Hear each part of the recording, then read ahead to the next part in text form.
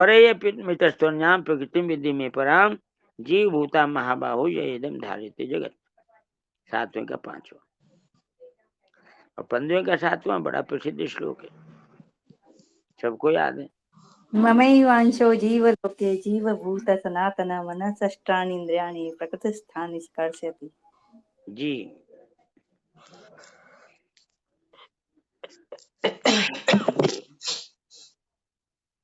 सर्वाणि उपधारे स्वर्गलोक, मृत्युलोक, पाताल लोक आदि संपूर्ण लोकों के जितने भी स्थावर जंगम प्राणी हैं,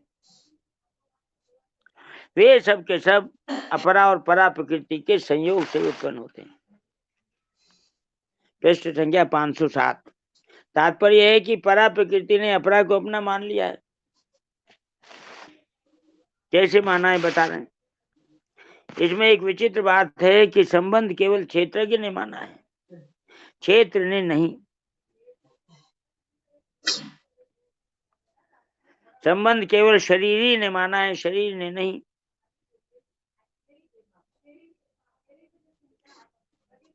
यदि यह अपना संबंध ना माने तो इसका पुनर्जन्म हो ही नहीं सकता।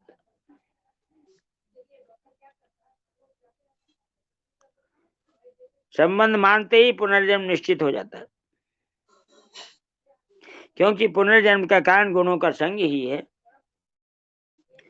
कारण गुण संगों से सदसद योनि जन्म से। और ये जो शरीर है, जो क्षेत्र है, ये गुणों का कार्य है। शरीर को अपना माना अर्थात गुणों का संग कर लिया। अब सदसद योनियों में जाना पड़ेगा। कारण पकड़ लिया तो कार्य से कैसे बचोगे? नहीं बच सकते।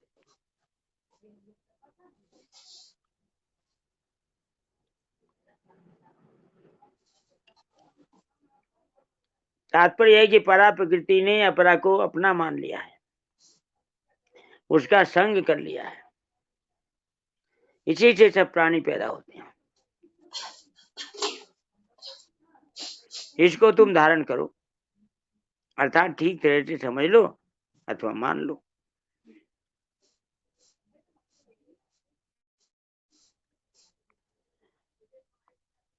राजेंद्र प्रसाद जी कई बार पूछते हैं, ये संग करना क्या है?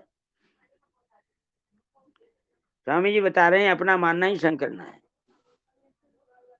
सुन रहा हूँ महाराज जी मैं ध्यान से। अहम कितने से जगते हैं, प्रभु है प्रलय तथा मात्र वस्तुओं को सत्ता स्फूर्ति परमात्मा से ही मिलती है।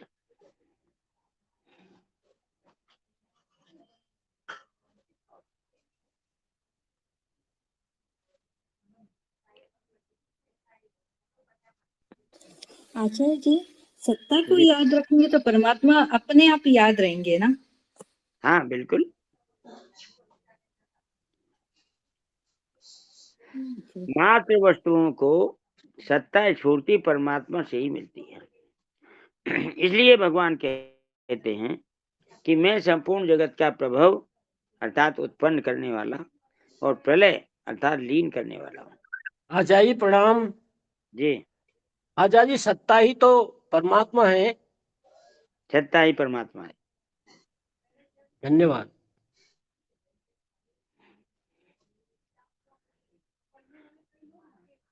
प्रभव का तात्पर्य है कि मैं ही इस जगत का निमित्त कारण हूँ।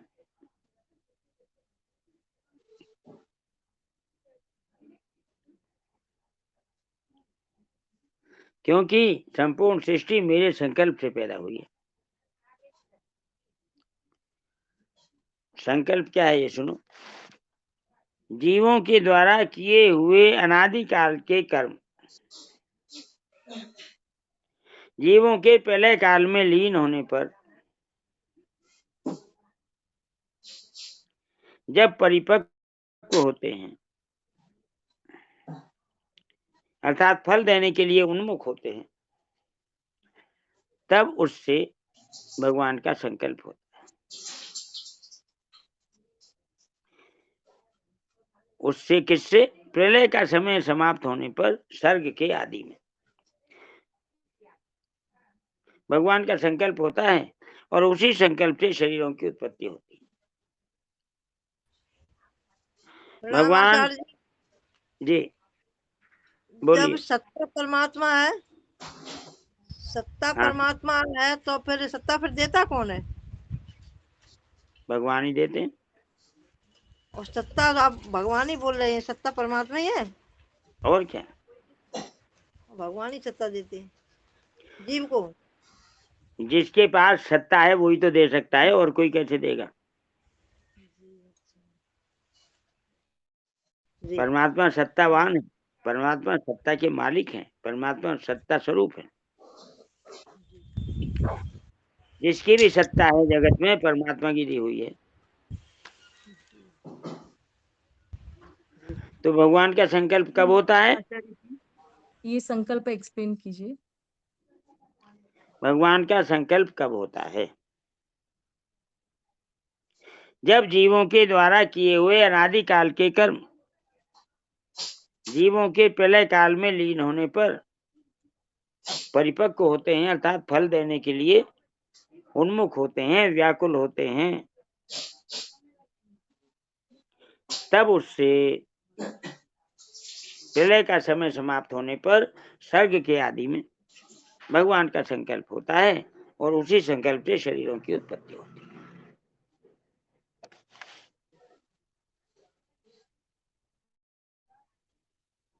क्या है संकल्प? सदैव क्षत बहुश्याम प्रजा येति, मैं एक ही अनेक हो जाऊं, ये संकल्प होता है। भगवान हम सबको अपना मानते हैं, इसीलिए कहते हैं मैं एक ही अनेक हो जाऊं। तो भगवान ही आते हैं हमारे रूप में। अहम बीजे पदे पिता हमने कहा अभी 14वें अध्याय का 4था श्लोक। भगवान बीज प्रदाता हैं सब प्राणियों के, बीज रूप में भगवान ही हैं सब प्राणियों में।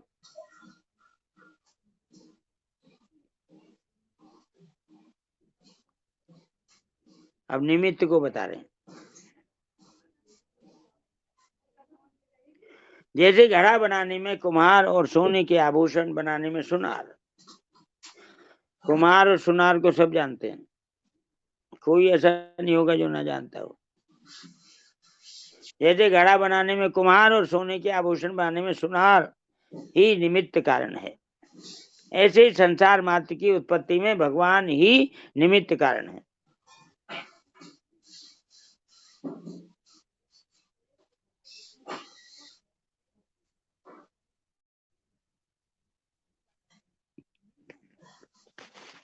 ये हो गया प्रभाव। अब प्रलय सुनो। प्रलय कहने का तात्पर्य है कि इस जगत का उपादान कारण भी मैं ही हूं। एक निमित्त कारण होता है, एक उपादान कारण होता है। भगवान कह रहे हैं निमित्त तो मैं हूं ही, उपादान भी मैं ही हूं, क्योंकि कार्य मात्र उपादान कारण से ही उत्पन्न होता है।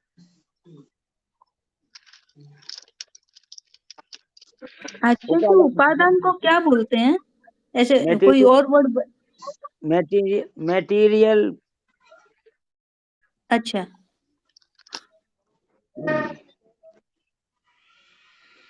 क्योंकि कार्य मात्र उपादान कारण से उत्पन्न होता है। अगर सामग्री नहीं होगी तो उत्पादन कैसे होगा? रॉ मटेरियल कह दो, उपादान कारण रूप से ही रहता है। कार्य मात्र उपादान कारण से उत्पन्न होता है, उपादान कारण रूप से ही रहता है और अंत में उपादान कारण में ही लीन हो जाता है। Matter, conservation of matter. आगे उदाहरण देके समझा रहे हैं। जैसे घड़ा बनाने में मिट्टी उपादान कारण है,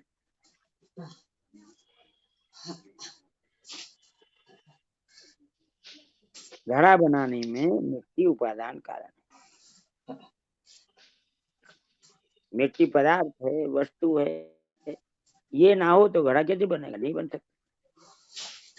घड़ा बनाने में मिट्टी उपादान कारण है। ऐसे ही सृष्टि की रचना करने में भगवान ही उपादान कारण है।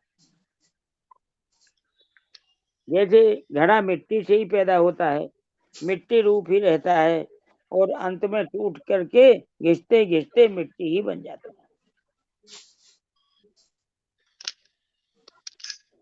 और जैसे सोने के यावन मात्र आभूषण, सोने के जितने भी आभूषण बनते हैं सोने से उत्पन्न होते हैं, सोना रूप ही रहते हैं और अंत में सोना ही रह जाता है।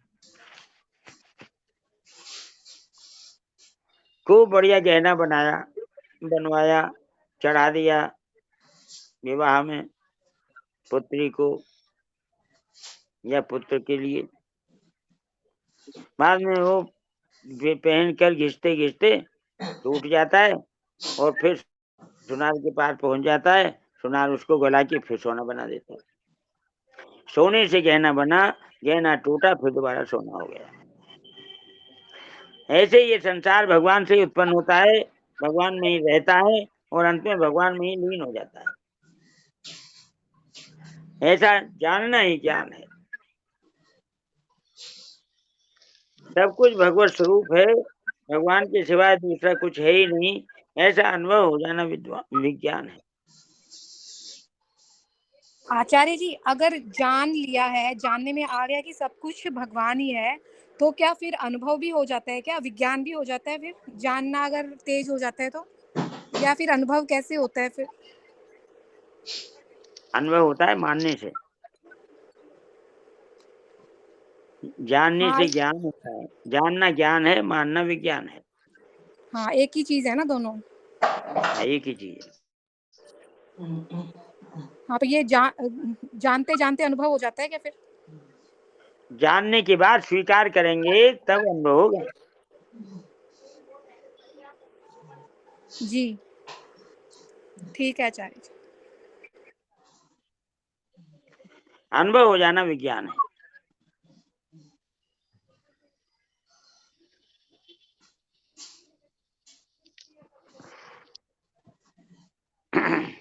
महाराज जी इस राम दृष्टि राम।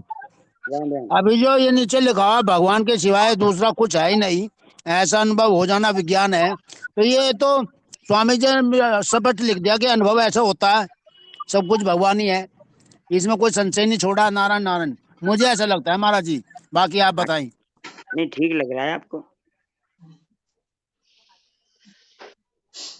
इसमें ध्यान इस बात पे दो कि भगवान के सिवाय दूसरा कुछ है ही नहीं।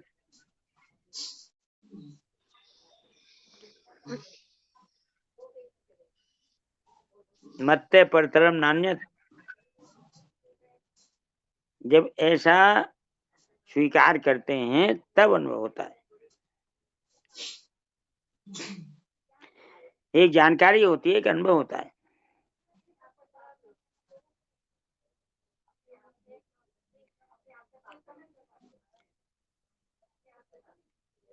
संसार भगवान से ही उत्पन्न होता है, भगवान में ही रहता है, भगवान में ही लीन होता है, यह जानना ज्ञान है। वहां तो तीन बातें थी, अब एक कर दो तीनों की। सब कुछ भगवत स्वरूप है,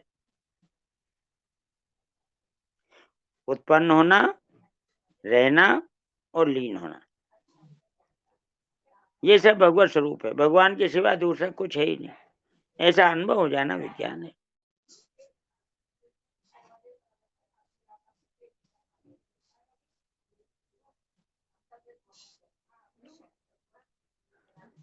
सच्चिदानंद रूपाय विश्वोत्पत्त्यादि हेतवे तापत्रय विनाशाय श्री कृष्णाय वयम नमः। आचार्य जी नारायण नारायण।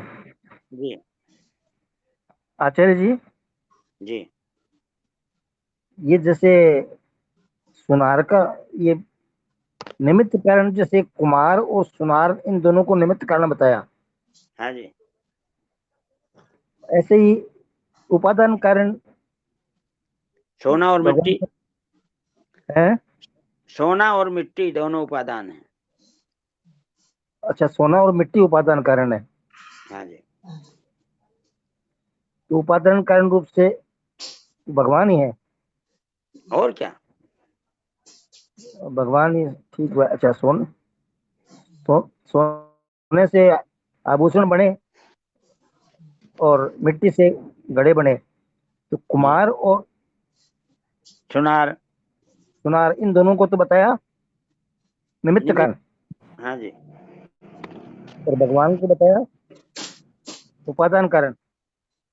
भगवान निमित्त भी है, उपादान भी है, दोनों भगवान ही है। यहाँ लेकिन तो मिट्टी निमित्त, और यहाँ मिट्टी, संसार में निमित्त और उपादान अलग अलग है। जी जी, और मिट्टी को और सोने को आपने, वो उपादान है। अच्छा ठीक है, नारायण नारायण। मिट्टी की सहायता के बिना कुम्हार बर्तन नहीं बना सकता, हाँ, और सोने सोने के के बिना बिना गए। सुनार आभूषण नहीं बना सकता। हम्म तो यहाँ तो सुनार को और कुम्हार को मिट्टी मिलती है, सोना मिलता है। हम्म भगवान के यहाँ ऐसा कुछ नहीं है कि प्राणियों की उत्पत्ति करने के लिए उन्हें सामान मिलता हो, अपने में से ही बनाते हैं और अपने आप ही बनाते हैं। जी जी, तो भगवान खुद ही बन गए मतलब। इसके लिए सबसे अच्छा उदाहरण आता है मकड़ी का। मकड़ी जो जाला बनाती है, जाड़ा बुनती है, वो अपनी लार निकाल के उसी से बनाती है। तो बनाने वाले भी मकड़ी, बनने वाले भी मकड़ी। जी जी। बाहर से कुछ नहीं लेना। हम्म। आचार्य जी, फंसने वाली भी तो मकड़ी है उसमें, मकड़ी के नहीं जाले में फंसने वाली भी मकड़ी है। नहीं, फंसती नहीं है मकड़ी। मकड़ी तो औरों को फंसाती है। मकड़ी तो खा जाती है उसे। जाले को जैसे बनाया वैसे ही उसे निगल जाती है।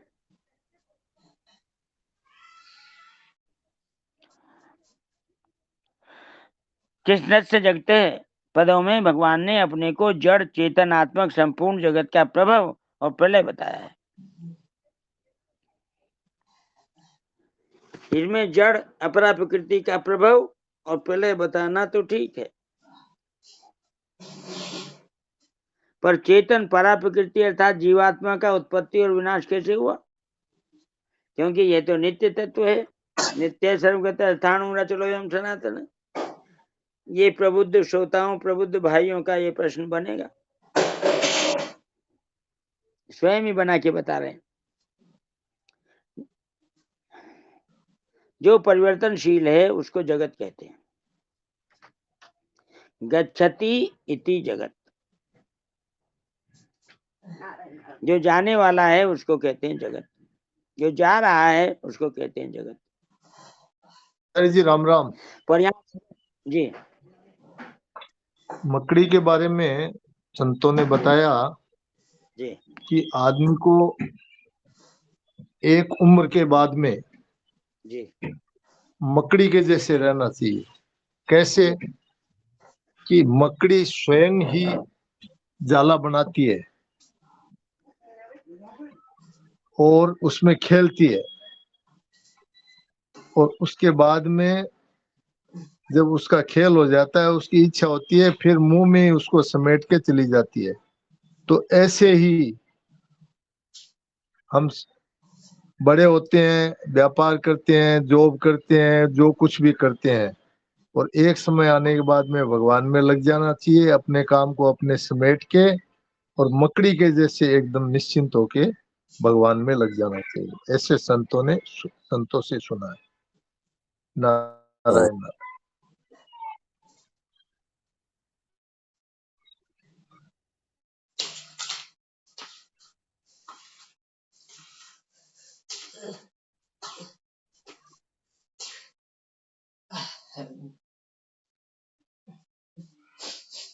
आचार्य जी पढ़िए आगे।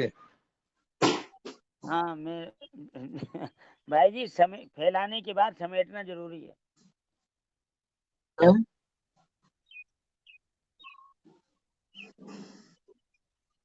जैसे हाँ प्रलय बोलिए हो। आचार्य जी। हाँ, बोलिए, कौन बोल रहा है? ना, मैंने जो बात बतानी थी बता दी, अब आप बोलिए, आगे बढ़िए। जी ठीक है। आचार्य जी इस बात को ठीक से बताइए, अभी आप बता रहे थे। मैंने कहा है कि मकड़ी जाला बुनती है, फिर खेलती है और फिर उसको निगल जाती है। यानी उसको जैसा था पहले वैसे ही कर देती, यथा स्थिति हो जाता है स्थान।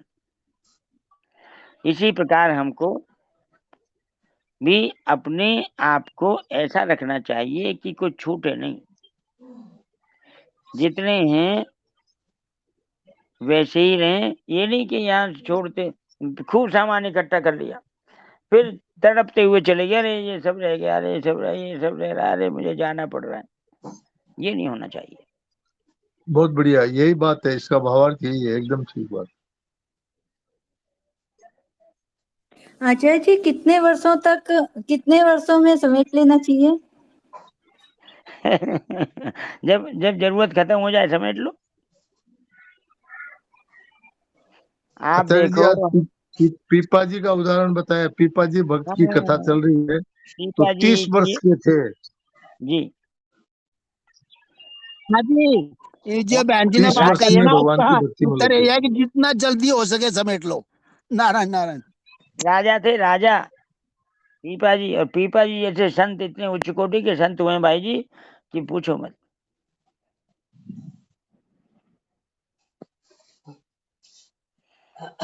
देखो, जब जरूरत, हम जैसे पैदा हुए, पढ़े, नौकरी लग गई या व्यापार कर लिया, कुछ भी किया, बच्चे हो गए, बच्चे बड़े हो गए, जिम्मेदारी खत्म, अब समेटो।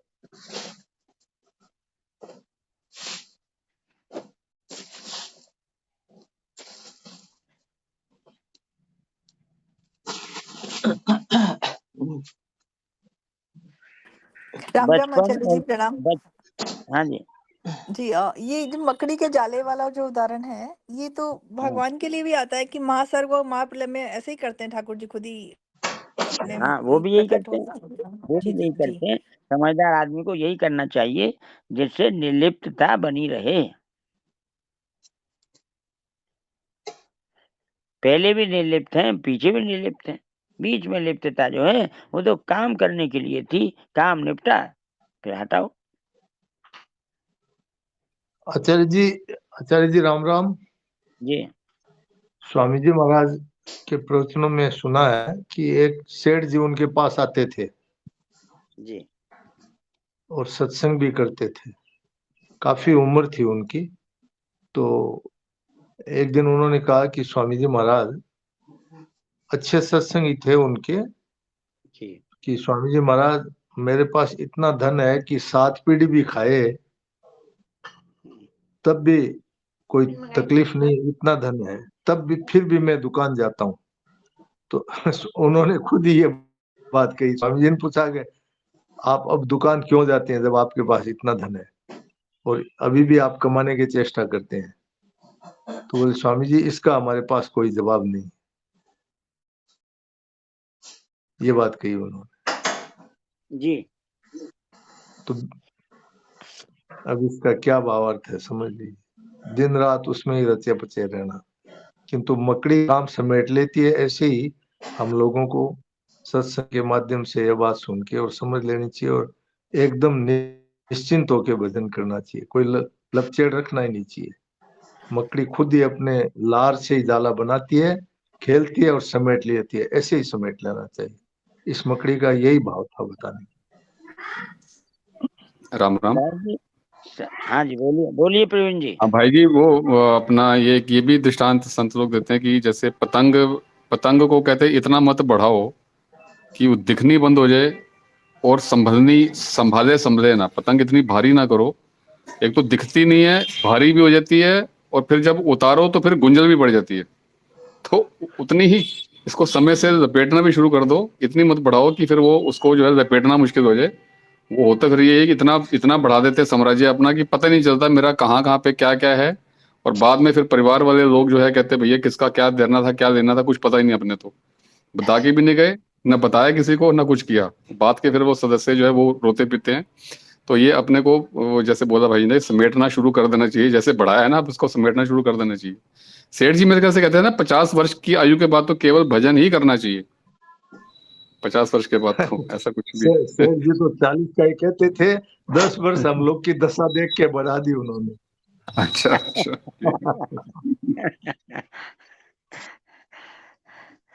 मैं 50 देखो, के बाद में तो केवल और केवल मात्र भजन के सिवाय और कुछ नहीं करना चाहिए। ये स्पष्ट शेख जी ने कहा था, उनकी पुस्तकों में भी अनेक बार आता है। भाई जी संसार में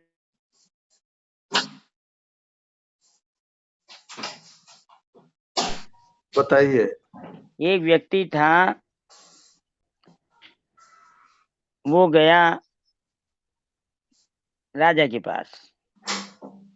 राजा को यहाँ भगवान मानो, राजा भगवान का रूप होता है, गीता ने कहा है। भगवान राजा का से अंश भी कहा कि होता है। हाँ। मुझे धन संपत्ति चाहिए। राजा ने पूछा कितनी चाहिए?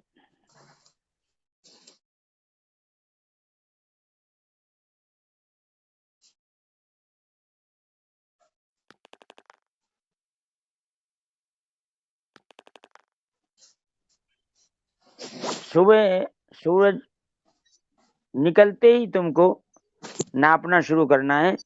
जितना नाप लोगे उतनी तुम्हारी, लेकिन सूरज छिपने तक वापस यहीं आना पड़ेगा जहां से चले हो। दिन में तुम्हारी आजादी है, जहां मर्जी जाओ, लेकिन शाम सूरज ढलते यहाँ आना वापस जरूरी है, नहीं तो कुछ तुम्हारा कुछ नहीं रहेगा, सब जीरो हो जाएगा। तो भाई जी वो चला। अब जैसे जैसे चलता गया तो उसको बढ़िया बढ़िया जमीन मिलती रही, मोती माणिक वाली भी मिली, हीरे पन्ने वाली भी मिली, बहुत अच्छी अच्छी जमीन मिली। तो कायदा तो ये था कि दोपहर होते होते ही वापस लौटना शुरू कर देना चाहिए था। 6 बजे सुबह सूरज निकल रहा है, 6 बजे शाम को छिप रहा है, तो 12 बजे तक वापस लौटो। नहीं लौटा। लालच बुरी बला है। अच्छी अच्छी जमीन आता है, और नाप लो और नाप लो और नाप लो। नापता गया भाई जी, जब वापस लौटने के लिए तैयार हुआ तो समय रह गया कम, और जमीन ज्यादा, मंजिल ज्यादा तय करनी थी, और थकान और हो गई। जो स्पीड जाते वक्त थी वो आते वक्त रही नहीं। तो भाई जी बीच में ही रुकना चाहता था, लेकिन मंजिल थी कि वापस वहीं पहुंचना है। तो थका हारा आ रहा था, भाई जी मर ही गया बीच में। बेसी नाप ली। ये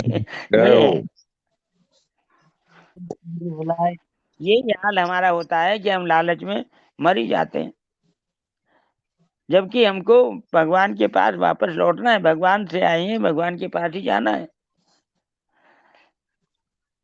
हम यहाँ के इतने मुतमईन हो जाते हैं, इतने व्यस्त हो जाते हैं, इतने लालच में फंस जाते हैं, भोगों में फंस जाते हैं कि वापस जाने लायक ही नहीं रहते। ये है कि कब लौटना चाहिए, कि शक्ति रहते रहते लौटना चाहिए। लौटने की सामर्थ्य पूरी रहे तभी लौटना शुरू कर देना चाहिए। वहां पर पहुंचने में देर ज्यादा लगती है। यहाँ से हम जाएं कहीं तो जाना जल्दी हो जाता है, लौटना मुश्किल होता है, देर लगती है। तो ऐसा हिसाब किताब लगा के चलना चाहिए। तब इसीलिए तो कहा 50 साल ठीक है, 50 साल ठीक है फिर तो, कि आचार्य 50 में लौटना चालू कर दो। 50 के बाद कितने बचे हैं? पता नहीं। तो फिर ठीक कैसे हो गया? तब तो और जल्दी थोड़ा लग जाओ। अब 50 आ गए तो वही बोलेंगे जी आचार्य जी, अब 40 तो रहे नहीं तो कैसे बोले बताइए। चलो ठीक है, अपना अपना हिसाब है। तो वापस वहीं लौटना है जहां से चले हो, कहने का मतलब ये है। आचार्य जी राम राम। जी आचार्य स्वामी जी महाराज जी ने आज के प्रवचन में बोला है 3 घंटे पानी आना है, 3 घंटे में स्नान कर लो, कपड़े धो लो, जो करना है सो कर लो। उसमें भी पहले घंटे में कर लो। पहले घंटा है बाल्यावस्था, दूसरा घंटा है किशोरावस्था, तीसरा घंटा है वृद्धावस्था। तो काम तो इसको शुरू में कर देना चाहिए। आज के प्रवचन में बोला साफ महाराज जी ने 3 घंटे ही पानी आएगा नल में, वो तो पानी तो दोबारा भी आ जाएगा, ये शरीर जो गया वो वापस नहीं आएगा, इसलिए ये काम तो तुरंत कर देना चाहिए। साफ बोला जी। ये अब समझिए बहन जी। जी जी। लौटने के लिए समय ज्यादा बचाओ।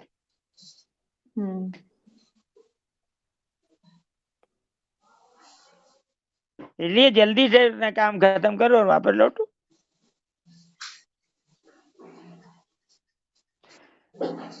आलस्य और प्रमाद में समय मत गंवाओ, भोगों में मत फंसो, काम करो और वापस जाओ। ये है नारायण नारायण। आचार्य जी, इसमें क्या जी। कछुए का एग्जाम्पल भी ठीक नहीं रे बैठेगा? कछुआ भी तो अपनी सारी इंद्रियों को समेटते हुए रखता है, सिर्फ जरूरत के हिसाब से ही बाहर रखता है। हाँ, कछुए का उदाहरण ठीक बैठता है। वो संयमित होके चलता है और चलता रहता है, हाँ रुकता नहीं है। बिल्कुल जी। नारायण अच्छा नारायण। जी, कछुआ का तो भगवान ने भी दिया उदाहरण। हाँ हाँ,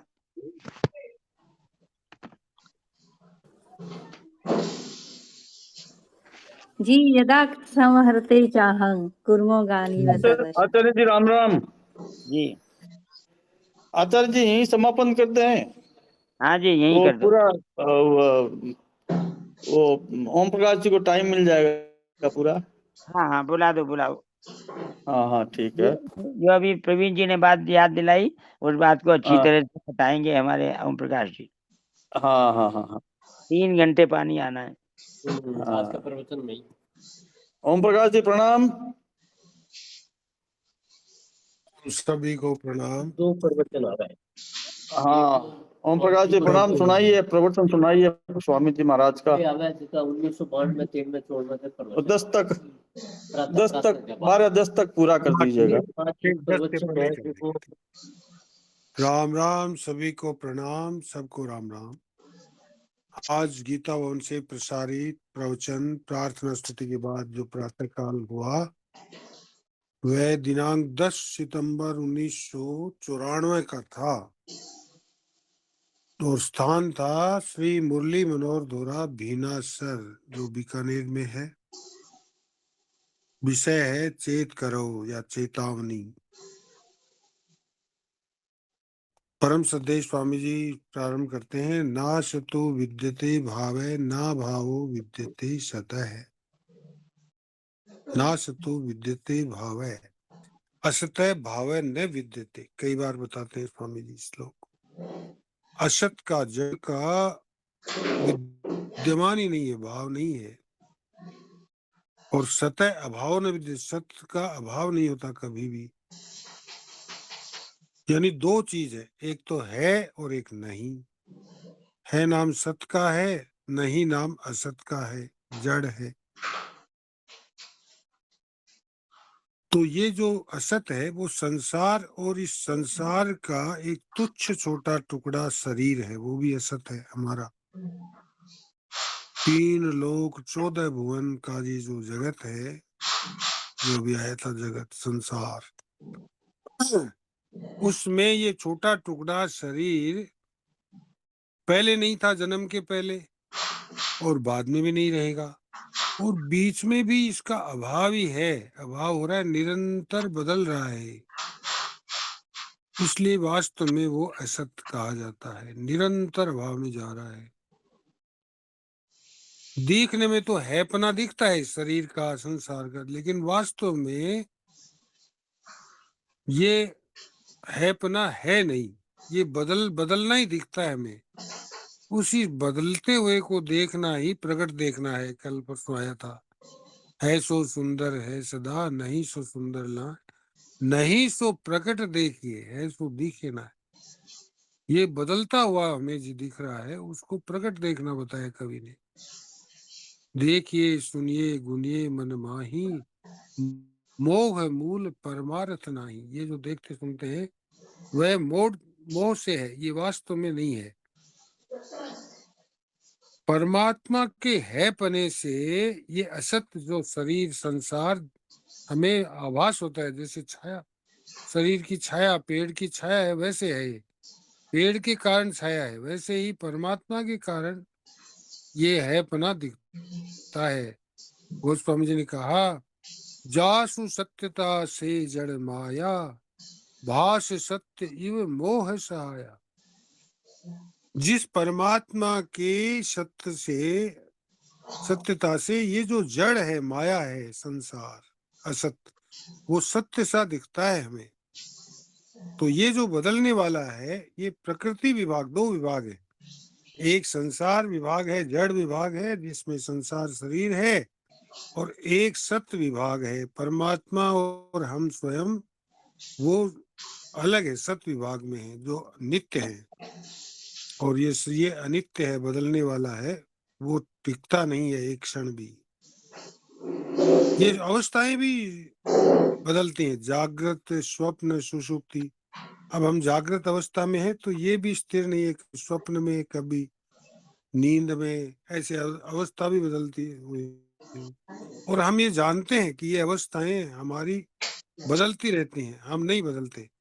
जानते हुए भी हमने इन बदलने वाले को मान्यता दे रखी है, इसको अपना मान रखा है, इसको सत्ता दे रखी है, संसार और शरीर को। जैसे एक कवि ने कहा, वो घर गुरुजी क्यों न बतावे, जिस घर में से हम आए हैं। वो पर हमारा परमानेंट घर जो है वो तो भगवान का घर है। तो क्या करें, स्वामी जी कर चेतावनी दे रहे हैं, इसीलिए इसका नाम है चेतावनी। चेत करो, स्वामी जी कह रहे हैं कि ये जो पानी का उदाहरण दे रहे हैं। जैसे पानी आया, पानी की कमी से क्या है कि वाटर वर्क्स वाले समय सीमा तय कर देते हैं, भाई ये 3 घंटा पानी मिलेगा। हालांकि 3 घंटा तो बहुत होता है, आजकल कम देते हैं। तो 3 घंटा उस समय स्वामी जी जब प्रवचन करेंगे, 3 घंटा आएगा, तो उसमें वो जब तक आएगा तब तक पानी भर ले। पानी से जो जरूरत का काम, जैसे अभी बताया प्रवीण जी ने, कपड़े धोना, नहाना वगैरह कर ले। मान लो स्टोर नहीं है तो वैसे ही नल से नहा ले, नहीं तो पानी जाने के बाद क्या फायदा। तो ये 3 घंटे जैसे बाल्यावस्था, युवावस्था और ये वृद्धावस्था। तो स्वामी जी कहते हैं पहली अवस्था में ही कर लो, दूसरे का भरोसा नहीं है। तो ऐसे हमें, जैसा अभी बहन जी ने पूछा, हमें प्रतीक्षा नहीं करनी अभी 50 के बाद या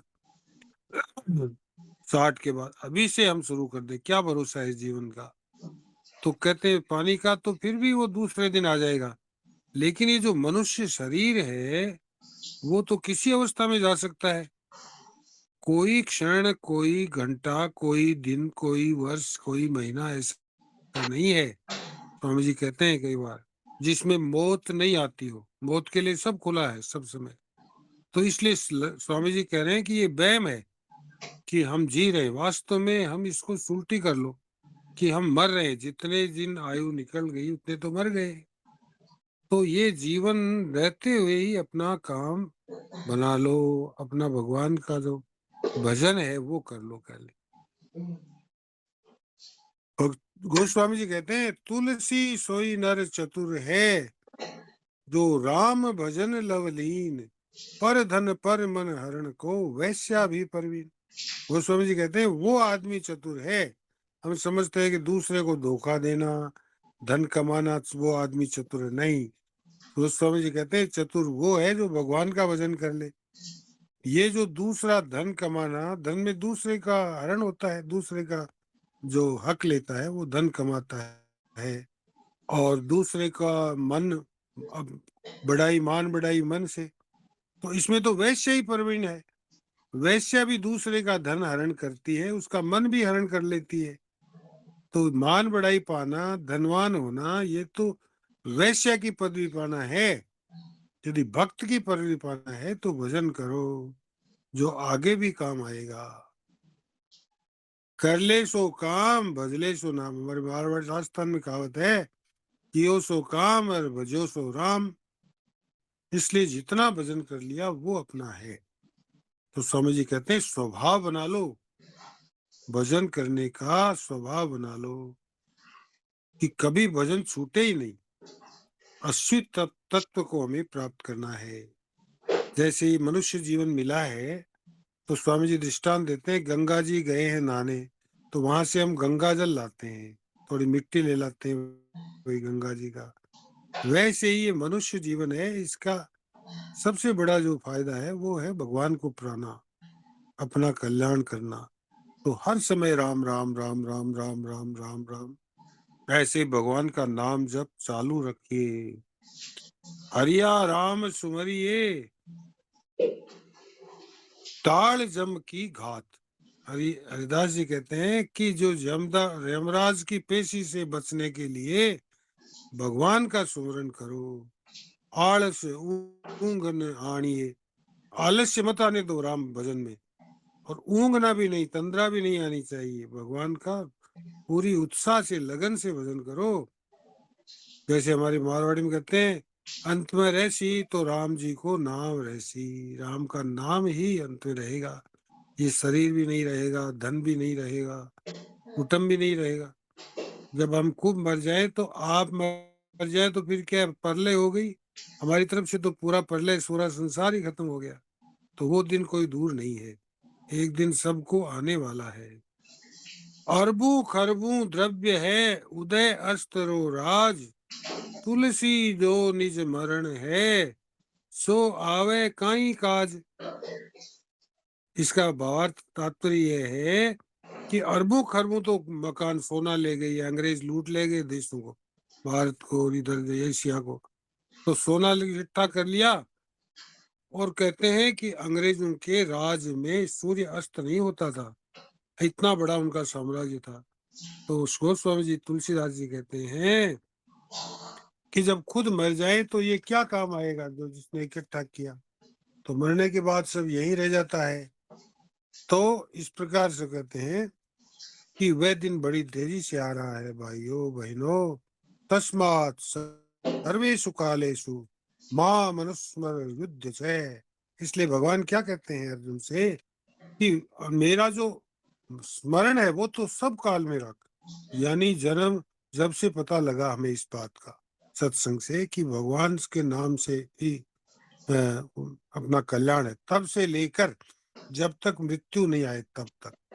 और जब से जगते हैं सुबह तब से लेकर सोने तक भगवान का नाम करो। युद्ध भी कर, यानी अपना काम भी कर। ऐसे नहीं भाई काम छोड़ना है, अपना कर्तव्य है, कमाना है, उद्योग तो करते रहना है, लेकिन भगवान को नहीं भूलना है। क्योंकि ये जो रास्ता है जन्म मरण का 84 लाख योनियों का, वो गोल रास्ता है, वो सीधा रास्ता नहीं है जिसका अंत हो जाए। जैसे गाड़ी का बैल है, गाड़ी के बैल को घर ही कोस 50 कोस चल गया, लेकिन वो वहीं का वहीं बैठा है गाड़ी में। तेल निकालने की गाड़ी आपने पुराने आदमियों तो देखी होगी, नए बच्चों ने आजकल नहीं देखी। तो बैल जो है वो वहीं उससे कच्ची गाड़ी निकालते थे, आजकल तो इंजन लगे हैं। तो ये संसार चक्र है। ये जैसे समुद्र का पानी उठता है, भाप बनता है, बादल बनता है, फिर बरसता है, फिर नदी में जाता है और फिर समुद्र में चला जाता है, वैसे ये माटी का बना हुआ खिलौना मनुष्य मरता है, फिर वो वापस उसमें आ जाता है। ऐसे चक्र चलता रहता है। मिट्टी की मुसाफरी है, ये मुसाफरी है मिट्टी की, जीव की मुसाफरी ये कहा है। तो स्वामी जी कहते हैं कि ये वहम है। सब चले गए, हमसे बड़े चले गए, बराबर चले गए, गोद में खिलाया वो भी चले गए, तो क्या हम रह जाएंगे? भाई ये मनुष्य जीवन मिला है तो इसमें भजन कर लो, समय बीतने पर फिर क्या फायदा।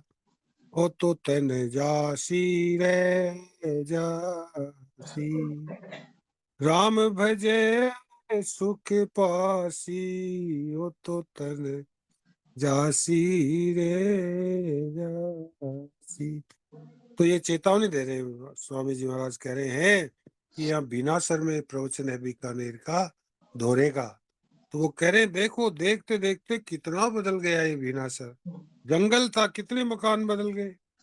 ऐसे हम हमारे शहर में देख सकते हैं, मोहल्ले में। तो ये स्वामी जी कहते हैं कि जल्दी जो है अपना उद्धार कर लो, देरी मत करो।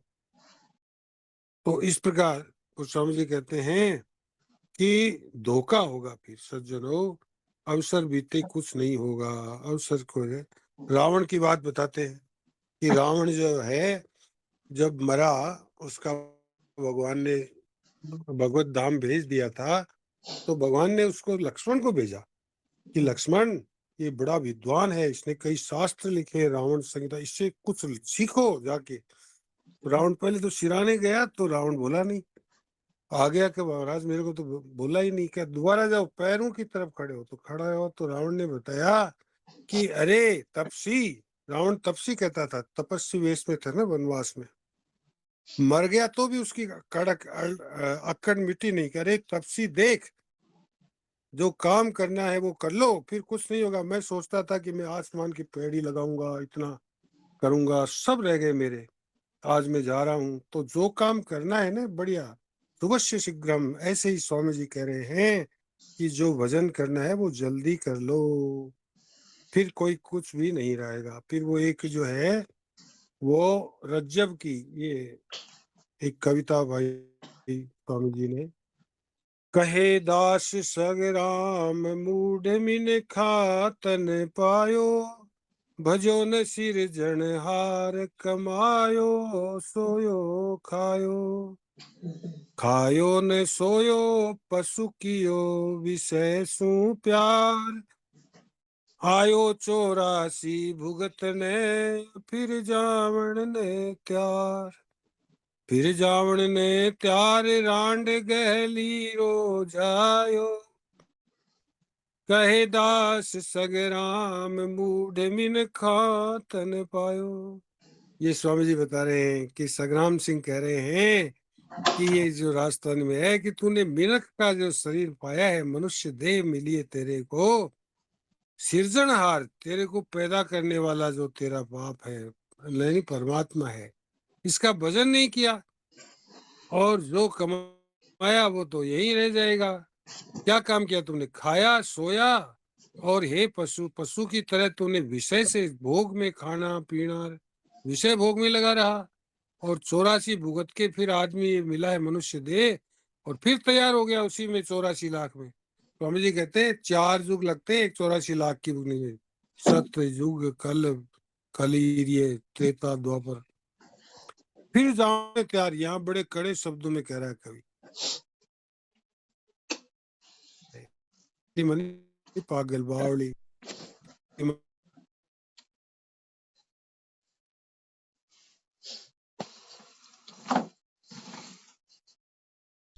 तो ये स्वामी जी कह करके चेतावनी दे रहे हैं। सबको राम राम, सबको प्रणाम, नारायण नारायण नारायण। बहुत बढ़िया।